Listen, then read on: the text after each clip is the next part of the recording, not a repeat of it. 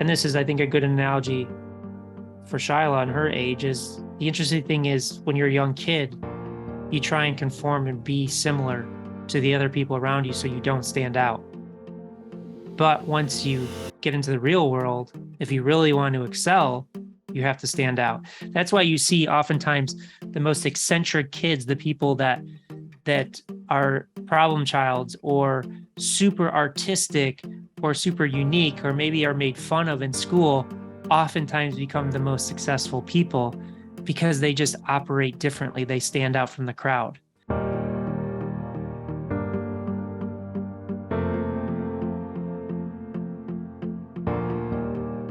Today we're here with Brendan Kane, an outside of the box thinker, speaker, and author of the international best-selling book, 1 Million Followers. He is also the founder and CEO of the Hook Point Agency. He works with brands such as Disney, Fox, NBC, Netflix, Xbox, LinkedIn, and so many notable Fortune 100 companies. Brendan has a recently released book titled Hook Point: How to Stand Out an A3 Second World. How are you doing today, Brendan? I'm doing great. How about yourself? Good. Can you kick things off with a little bit about your background? Yeah, sure. So I started in social media in the earliest stages of it. I started all the way back in 2005 when MySpace and Friendster, probably social networks you've never heard of, first launched. So I started off on those platforms helping movie studios create campaigns to market their movies on these social media platforms. Then you just kept going with it? Yeah, I initially started in movies and kind of realized the movie industry was kind of slow and political and boring. And then I just started venturing off on my own and kept learning and growing the skill set. It seems like a big part of it's the science of the way people engage with content. Like what was the big driver passion that continued the almost like obsession, you know? Well, I think for me, it was just learning how things work. That kind of kept driving my fuel to understand it, to get better at it, to learn what was the full potential of it. So that's, again, like when I was doing it, and even today, there's not a lot of really good education when it comes to like social media communicating at scale. You almost have to learn it on your own. And I'm an avid learner. I love to kind of just learn how things work, just, break it down into its simplest form and then figure out how to scale it and grow it. What do you think is between trial and error, learning by experience, versus practical approach, reading different books and finding those other areas to learn from? I mean, my experience is a lot of it is just going and doing it. I don't have really the attention span to really go and read full books. I'm the type of person where I'd rather go track down the author of a book and learn from them than to sit there and read a book. I just kind of learn better from that experience. But I have just found personally for myself is where you really learn is by doing. Sure, you can get some base level knowledge from a book or from school, but the real practice is when you actually go and do it. Because even in our work with people that are successful, our clients that are successful versus the ones that aren't, it always comes down to the people that actually do the work. Yeah, that's so true. What are your top 3 principles to success? I think one of them is constantly be learning. Just constantly be curious and let that curiosity, drive your motivation to keep growing. I think that that's really what has allowed me to have success in the people around me is they never feel like they know everything. They're always constantly learning because they enjoy that process. I think the second part is just really a mindset perspective of not giving up, because getting good at anything takes a considerable amount of practice and discipline, and things get tough. And if you really want to be successful, you keep at it no matter how difficult it gets. And then I think the third one is just surrounding yourself with really smart people that share a similar mindset. I can tell you that the people I grew up with, I don't really stay in contact with them because I felt like I outgrew that. And the time and energy I spend with people is very small in terms of the people I choose to spend time with, because I want to be surrounded by people that are smarter than me or as driven as me, that kind of push you to be your best and you push them to be their best. So it's so say that those are the three that I have for myself. Those are good principles. I think they're great principles. Like 2 out of the 3 are the same ones I have. He talked about learning, and then the mindset I'd refer to as discipline, or emphasize the discipline part. And then the surrounding the people, I always say, like, older I get, that saying you're the average of your 5 closest relationships, I feel like just becomes truer and truer.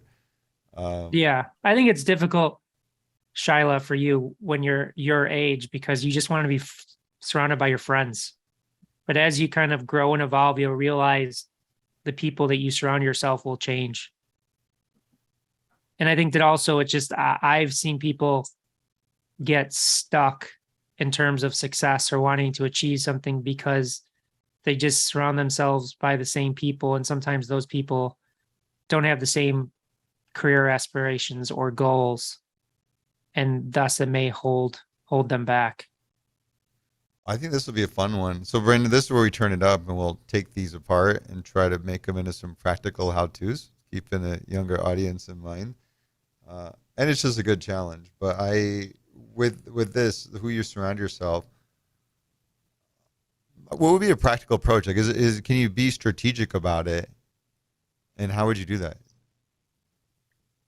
100% you can be strategic about it. I think at the simplest form is identify people that inspire you, identify people that you want to be like, and then forge those relationships. And I can tell you, even from a young age, oftentimes I was surrounding myself with much older people.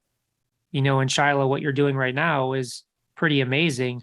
I wish I would have done this when I was your age. I mean, going out and reaching out to people that have had success and picking their brains is a huge step above anybody else. So I think that the simplest way to look at it is just, who are the people that really inspire you, that you're like, wow, that person's an amazing person.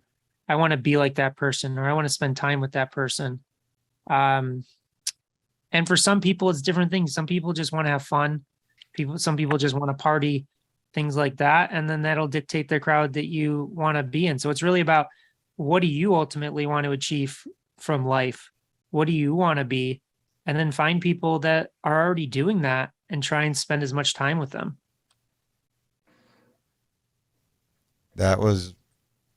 Can't think of how well put that could have been said, Brendan. That was really good. I like the way it's so clear and direct about thinking through of who you want to aspire to be like, and really focusing on that. 'Cause even when you said it, like, you tend to get even distracted from that, because sometimes you're caught up in the shiny things, and then also being mindful of where you are generally if you have those ambitious goals to get to know people. Yeah, I mean, I think, Shyla, you may be too young for this. Maybe it's happening now. If not now, it's going to happen in a few years, where you'll see in school, people will form groups. You'll have people that are kind of the troublemakers. You'll have people that are like the math nerds. You'll have people that are the fashionistas. You'll have these groups that will form, and you'll see the people within those groups kind of conform to the other people in the groups. So it's really, and that's how it happens as adults too, is we choose groups and we typically conform to the groups that we surround ourselves in. So that's where it's very important to determine who you want to be, what you want to achieve, and then surround yourself with people that have a similar vision, similar viewpoints, similar values. Do you it sounds like a big part of it is acknowledging a lot of this, the influence that comes from the group you're around. Because if you're conscious about that influence, then that attributes to that strategy of knowing that the influence that the group I'm with has to get me to get in a different group or take some action against it. Well, I think it's the most influence a group has is on your own behavior. Sure, can being surrounded by a certain group of people lend itself to certain introductions or getting you to higher levels? Yes, but I think that the both biggest positive and negative impact of being in a group of people is their influence on your behavior.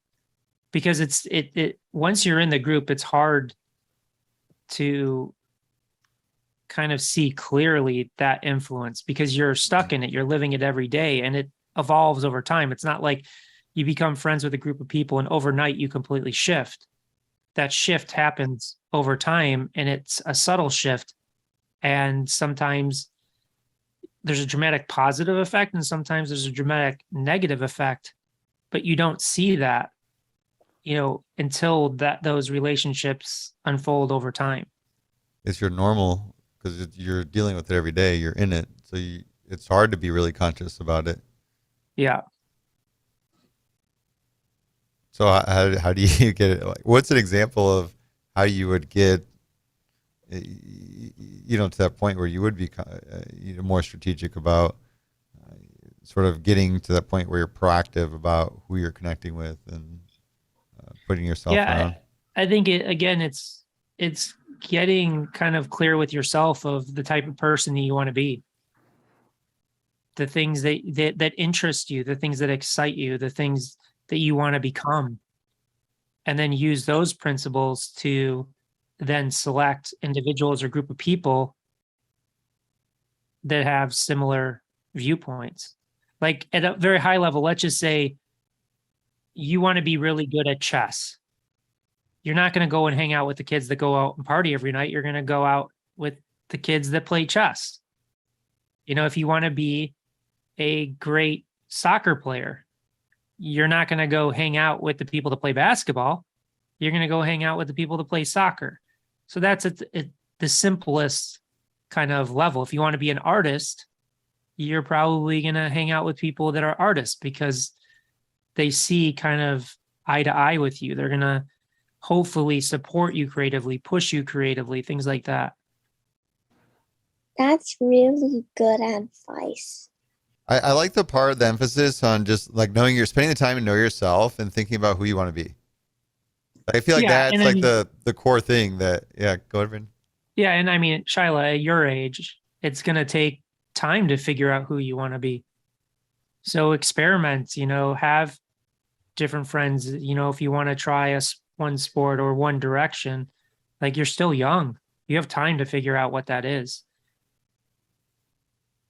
But just know the direction that you want to take is also going to change the direction of the people that you will want to hang out with and should hang out with. I wonder, that's a good point.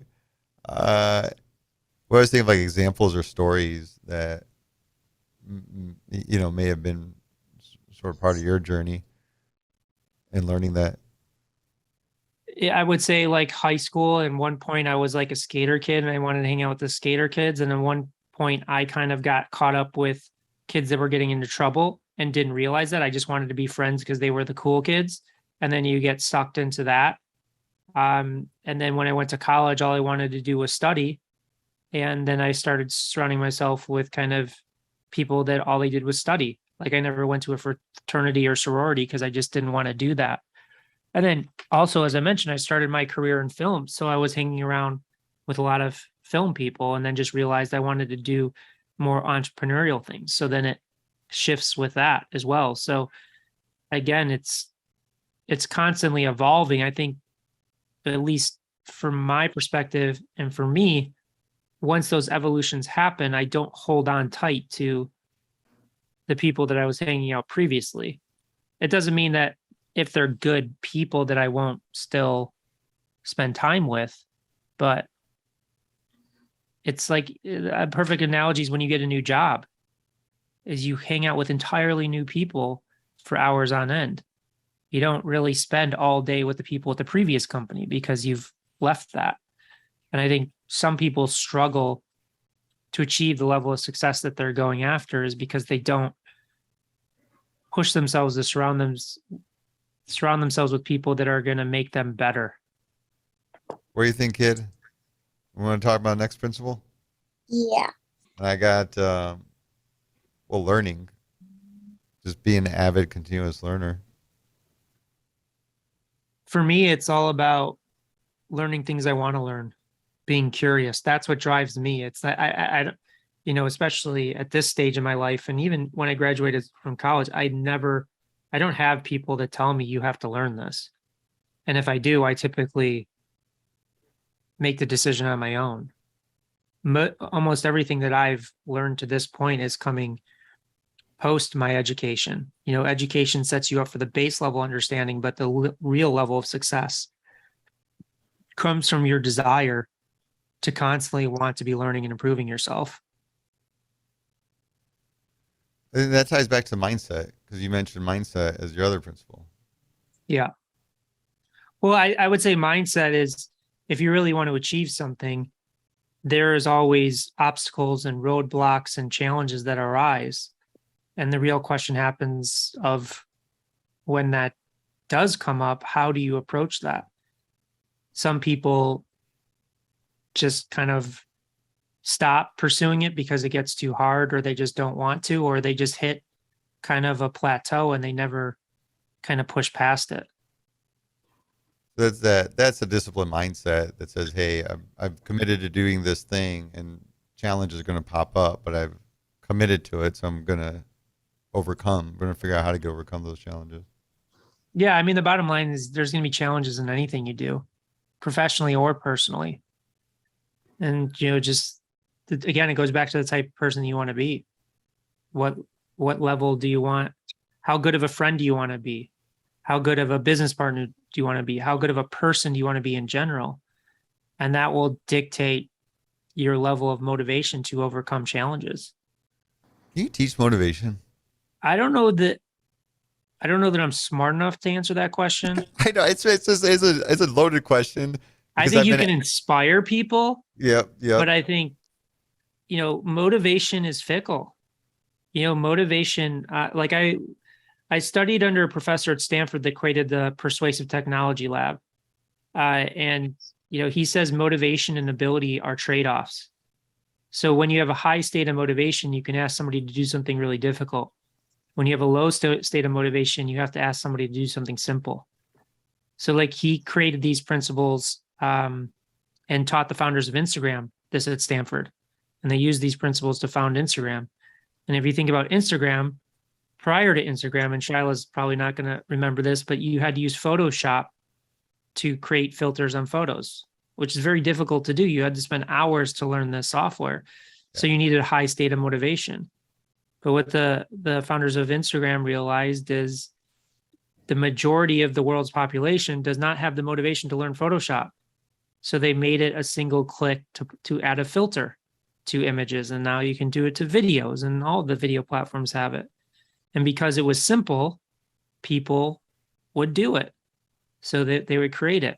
And the flip side is, you look at an industry like gym memberships, signing up and going to a gym membership. Where do they make most of their money?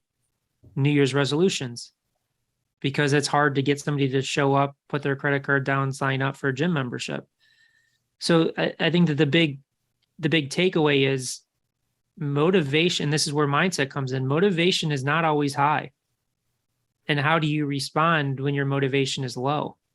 And that's where I think people can support you in pushing your motivation up, but that motivation is eventually going to drop. And how do you respond when that motivation drops? What are the actions that you take? That's where I really get curious. If I feel like I do it, where it's an artificial thing. I create some triggers. For me, getting up in the morning used to be really tough. I remember for years, I would throw cold water in my face, and that was just game on mode. Get going, and a little trigger, just remind myself a lot of things to do, a lot of goals, and try to artificially create that motivation. I don't know. Do you believe in things like that? Like, is there some things that you sort of do to balance when you do have the highs and lows? And a lot of times it could be your own emotions driving that. Well, for me is I have a consistent practice of just personal growth, of really studying the subconscious mind, the conscious mind, what causes us to behave in certain ways. And I'm constantly trying to improve myself as an individual so that foundation allows for those things, because those tricks of splashing your water in the face, it's not going to work for everybody for an extended period of time. Right. Right. Yeah. That's what I mean. Eventually it's not going to work anymore. It's the foundation of who you are as a person, as an individual, and your ability to have a solid foundation for that continued motivation or success. It's interesting how you looped in that continuous improvement. Like if you got the drive for continuous improvement, that's what builds that cycle for you to figure out how to rebound and keep yourself in that motivated state, or how you need to be to achieve what you're trying to achieve. 100%. I mean, you can't be on shaky ground. It's like, I know, I don't know if you know of Michael Gervais. He's the #1 sports psychologist in the world, No, I never heard of him. but he's, so he coaches, I mean, he even coaches like the CEO of Microsoft, and, you know, he was the mindset coach for the Seattle Seahawks and worked with like Kelly Slater, all these people. But he says something that I think is accurate, is there's no real hacks to high performance. Because again, like splashing the water in your face to wake you up in the morning, that'll work for a period of time, but that's not going to fundamentally make you motivated for years if the foundation is not there. I think it works for you because there's an underlying foundation of that motivation. It's just kind of a reminder, or wakes you up or things like that. But as an individual, if you're not understanding who you are, what you want to be, what are your strengths, what are your weaknesses, and constantly improving yourself, then I don't think any of that works. Because like splashing water on your face could work for you, it probably doesn't work for 10 other people. Well, it's like temporary. Then you start building it, like you overcome it. Especially it's like changing a pattern. You go to work in a different time zone. It's like, all right, I got to go get used to something different. That's why I was curious if there's that. I had one where I would put a calendar reminder in the morning. It's like reminder to do like 15 minutes of yoga, a little meditation, things like that. But it's themed around what am I working? I used to mumble, which is the funny one. So I put a reminder to do a little vocal exercise to start building that habit.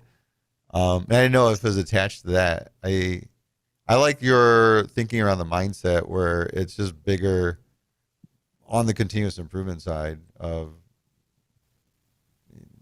just driving yourself. So you'll do it because that's more of that sustainable thinking. Well, it's also understanding what drives you.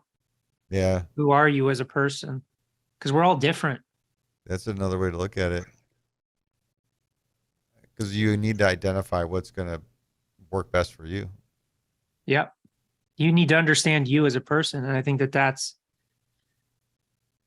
I wish more people would teach in school, is to really help people foster who they really are. I wonder, like, were there like a certain thinking or steps or framework around that? If you were to really spend that time to get somebody to start thinking that way, like how would you try to identify with yourself and be more focused on thinking of who you are? Well, I think a difficult but good practice is first starting with the negatives. When you get angry with somebody, sitting down and understand, why did I really get angry? And typically it's not because of the other person. It's because something is not right with you. Something is deeper down is really bothering you. Because I think most people, the challenge as human beings, and this is not just Shyla for kids, I see this with adults all the time, is people like to blame external circumstances or external things that happen to them, instead of taking ownership of it and understanding, how did this happen and why am I reacting in this way? That's some deep self-reflection to be able to do that. Most people don't do it, and most people don't talk No, about it. no. I think there's this human nature where you always want to put yourself in good light. You don't ever want to say, "Oh, there's a shade that I'm going to acknowledge." It's sort of oh, this person disagrees with me. They're hating on me. Well, it's a lot But easier. It's a lot easier to say, I'm feeling this way because it's this other person's fault. so how do you get there? How do you get to that discipline where you can build a behavior to self-reflect, look objectively at yourself, and identify what's the negatives and what's wrong? First, being open to it, just having awareness of that is the first thing. And then, secondarily, again, it goes back to who you surround yourself with. Do you surround yourself with people that call you out on the things that you do in a constructive way, that support you in that way? Or do they just talk behind your back? And especially this happens a lot in kids. It happens with adults too. But instead of approaching the person and saying, you know what, this really bothered me, can we talk about it? They'll talk behind people's backs. So it never really fosters a safe place. And then, other people get reflection out of journaling and things of that nature. There's so many different ways to do it. But I think just being open to it, being aware of it is the first step with anything. Yeah, it's like either you mature to it over time or you don't. But it is, and professionally, it's the most important thing is to have this feedback, an objective feedback. A lot of times you get to the point where you don't even want the positive. You want this criticism because that's what's going to allow me to really improve when I can be very objective to understand where those weaknesses and negatives are. But it applies across the board, even with your personal relationship, with that self-reflection. It starts there. But I think, again, maturity comes from who is the person you want to be. And are you okay with the person that you're at or where you're at today? And if you are, that's the level of maturity that you're going to achieve. And for some people, that's fine. Like everybody can live their life in their own way. Yeah, I like but it's, the people that really want to kind of grow and evolve. Where you're at and where you're trying to be, and then sort of identify it between the two. Mm-hmm. When I talk to Shyla about learning, because it's a shared principle, I frame it to her as continuous learning, but like developing your learning pattern, like being conscious of how you learn things, because a lot of these things you need to learn about it. You want to solve a problem, make a decision. But if you're going to the same resources, like you're used to going to Google, and then maybe you start doing the Wikipedia. But it's like the whole idea of expanding that. And we touched on a little bit, a book. Maybe it's an important topic that you really want to do a lot of research on. Well, people write a whole lifetime of their experience in a book. And then we talked about learning from others. So read the book, let me go talk to the person that wrote the book and pick their brain. Is that something that you kind of are aware of? It's almost like the neuroplasticity, right? Like, how are you exercising your brain to be smarter? I'm just curious, is that something that you consciously think about and do, or is it you just have a natural appetite to keep learning everything vigorously? I mean, I have a natural appetite for it, but I mean, I don't know how heady we want to get into it with Shyla, but she'll reflect. I'm gonna make sure in 5-10 years she'll be like, all right, now I get it. I mean, the interesting thing is all of our behaviors are driven by our subconscious and our childhood experiences. So everything that we experience as a child shapes the way that we behave. And obviously we can shift those behaviors, but that's what really drives most of us to do things and to approach things. So again, if I'm going too deep, just stop me. But one of the things that has driven me is when I was born, I got stuck in the birth canal for an hour. And I came out, basically, my nervous system thought I was dying. So I've perceived the whole world in that fight or flight kind of response. So a lot of what drives me is from that primal instinct to survive and to become the best so I can survive. So that's where, again, a lot of who we are is driven by things that happen to us at such an early age. And we just don't have conscious awareness of that. And it's only once we get that conscious awareness that we can determine whether we want to shift that behavior, shift who we want to be. And it's like you sort of like, wow, you know, it is interesting to think those early experiences would shape and impact you that much. Oh, 100%. I mean, to give you a more kind of example that probably makes more sense, and it's the same principles, as I have a friend, very successful individual, sold his company for hundreds of millions of dollars. And when he was 11 years old, he got hit in the head with a cricket bat. And because of that, he lost most of his capacity for short-term memory. So he couldn't read a book because he would forget what he read on the page. And he went to a neuroscientist that basically identified that the brain cut off blood flow to that part of the brain to protect it, and basically reprogrammed the brain through something called neurofeedback to give blood circulation to that.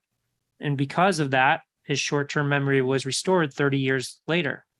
So it's just that analogy of something can happen to you at an early age that then impacts the way that you engage, the way that you act in the world. And the same thing applies with any type of thing that happens to you at an early age.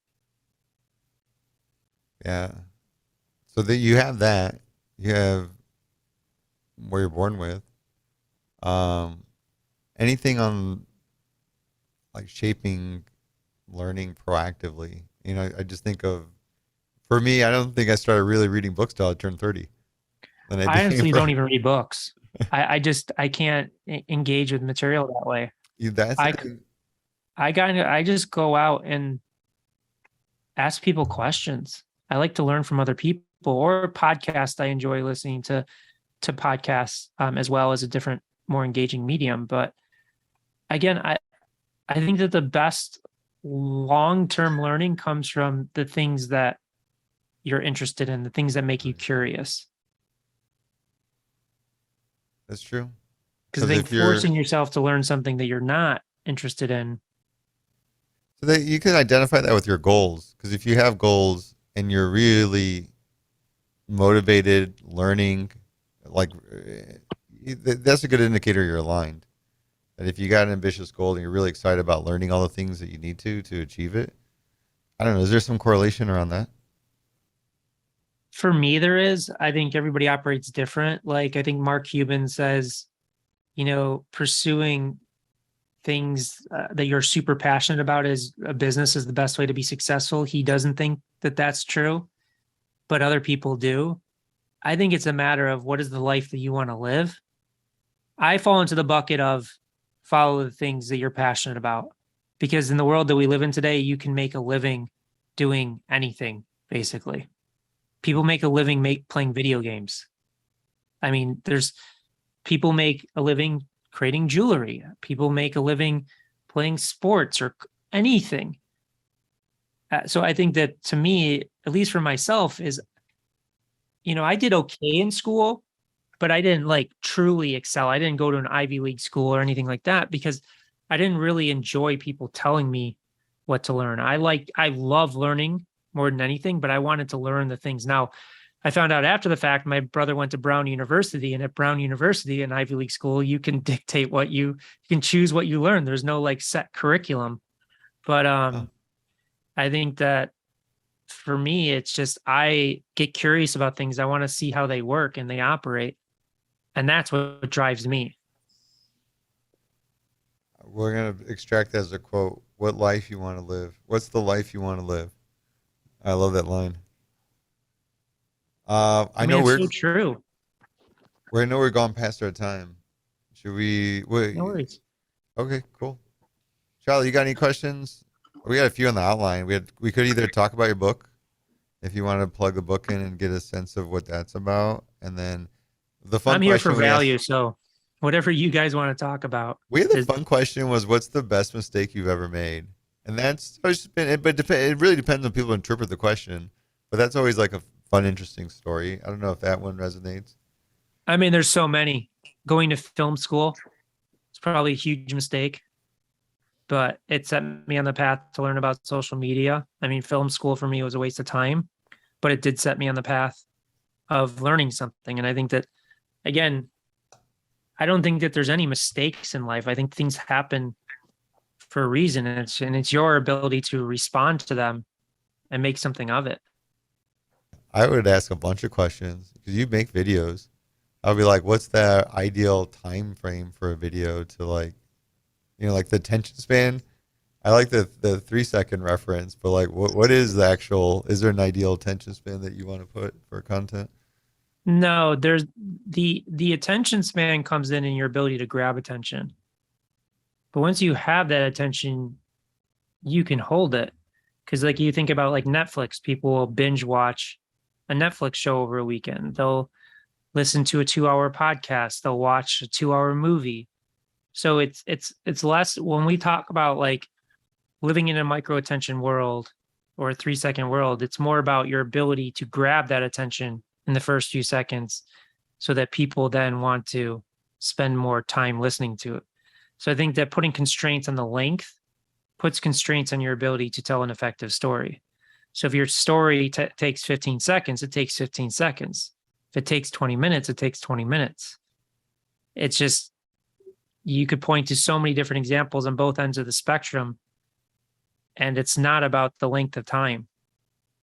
Like there's a recent case study. I don't know if you heard about Jeffrey Katzenberg, who founded DreamWorks, created a thing called Quibi, which he raised a few $billion. Meg Whitman, I think Shyla emailed her when she was working there. Yeah, and their fundamental flaw is they were marketing it as amazing stories in 10 minutes and less than 10 minutes. But nobody watches content based upon the length. And they had some of the best content creators in the world.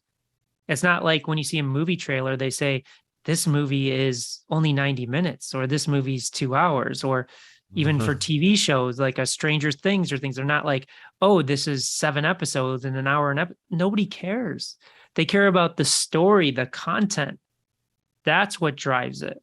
So it's like, you can't put an optimal length out there and say it's got to be this length, because then that puts constraints on the story you're telling and your ability to hold that attention. I don't feel bad now. My main podcast is, we record for a full hour, edit down about 45, 50 minutes. And but look at Joe Rogan. He'll go 3.5 hours. Yeah, I would. I remember I went on a podcast before, and I've been on multiple where they intentionally clip it at a certain time. They just really I don't believe in that. Lex Friedman's the same way. He follows Joe Rogan's model. And he's like, I won't interview somebody if there's a limit on how long they can spend.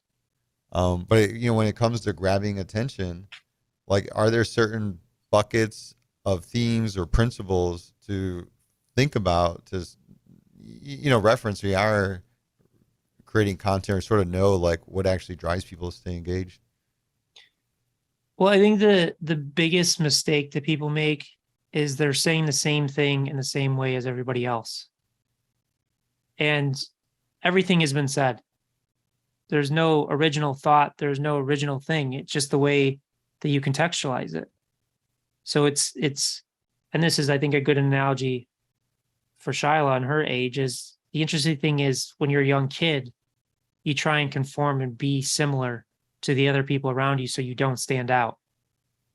But once you get into the real world, if you really want to excel, you have to stand out. That's why you see oftentimes the most eccentric kids, the people that are problem childs or super artistic or super unique, or maybe are made fun of in school, oftentimes become the most successful people because they just operate differently. They stand out from the crowd. So the real thing is to understand, no matter what thing you want to do, what business or passion that you have, is understanding how everybody else is communicating and then communicate differently.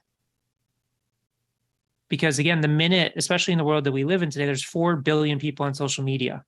pushing 200 billion pieces of content into the world every day. It's a very noisy world. You have to find a way to break that pattern of the way that other people are expressing that. And it can be done in any industry. People think going viral or standing out can only be for certain topics or subject matters. I've seen every use case of every industry, every subject matter grabbing attention at scale. So it's like, for example, there is a YouTube channel called Clear Tax Value. It's all about taxes, the most uninteresting subject matter out there. He's got over 1 million subscribers. And what he did so brilliantly is during COVID, he started releasing videos about stimulus checks. When are you going to get a stimulus check? How is it going to happen? What's the timing and updates around it? So he did something that no other kind of tax accountant was doing or talking about. And that allowed him to stand out. There's another guy called Dr. Mike, who's probably one of the most famous doctors in the world now. He's got, I think, like 6 or 7 million subscribers on YouTube.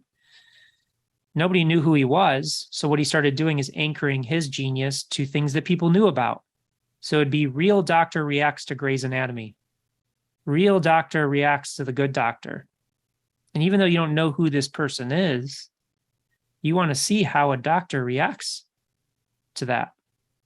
So it's finding ways to express your genius, your message in a way that makes the average person care. That's where real standing out is. Even if they may not be your customer, that's how you really excel to the highest levels. Standing out. It's basically the whole idea is like, how do you stand out when everything looks the same? So, I mean, the simplest form is if everybody's wearing a white shirt at school and you show up with a red shirt, you're going to stand out. It's the same principles in anything. Is if you want to stand out and everybody's wearing a white shirt, you're not going to wear a white shirt because you're never going to stand out. Now, in school, I can understand being myself going through school. Sometimes when you're in school, you don't want to stand out, and that's totally okay. But once you get into kind of graduating from school and wanting to achieve certain goals, that's where it's important. You got to stand out. Like, I don't know, do you know Usain Bolt, the runner? He's probably the most famous runner in the world. They called him the fastest man on earth. You haven't heard of him? You should watch videos on YouTube of Usain Bolt. But you see him, his personality allowed him to really stand out. It wasn't just he was the fastest man, it was the personality that he demonstrated. Yeah. No, that's a great point and lesson. Well, Shyla, it was a pleasure meeting you. Pleasure to meet you too. Thank you for being on our podcast. Is there any way people could follow you on social media? Sure. Probably the easiest place is on Instagram. It's at Brendan Kane. Hey, Brendan, thanks for the time. I enjoyed the Yeah, my conversation. pleasure. Yeah, you talk like a PhD psychologist. Like you just gotta. There's a lot of psychology that we do in our work. Yeah, you just got it. You earned it from experience. You could tell. You're just very well spoken and just very well thought out thinking. So yeah, look forward to keeping up with you. Yeah, likewise. Take care. Hey, thank you.